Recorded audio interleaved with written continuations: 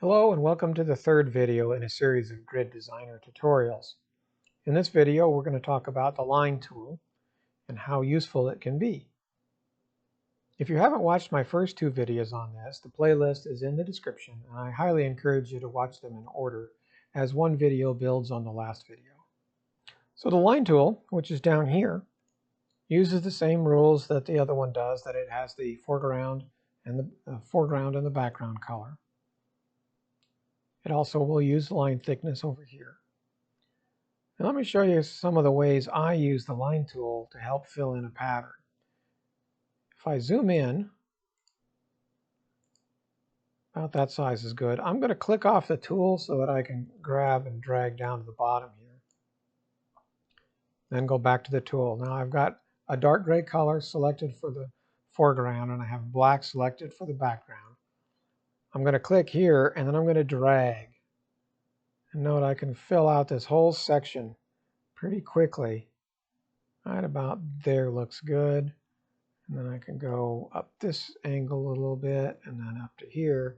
And when the area is relatively straight, it's pretty easy to get this whole thing done very quickly. And you notice when I drag off the screen, let me do this. If I drag off the screen, it slowly scrolls up and or down.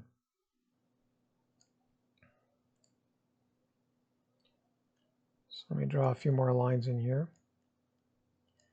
And I will tell you that when it comes down to lines like this that are bordered just from a design standpoint, you kind of need to fill them in and become a stair step as opposed to where these jump across the diagonal. I'm going to draw another line right next to that one that then fills in most of those. Looks like I got an extra one here, so switch my background color to turquoise, do a right click and drag. Now that's one thing I didn't mention earlier. When you do this, you have to click, drag, and then let go, and it draws the line. If you just click on an individual spot, it won't do anything. You have to go and drag across to at least one other cell, otherwise it's not going to change the color.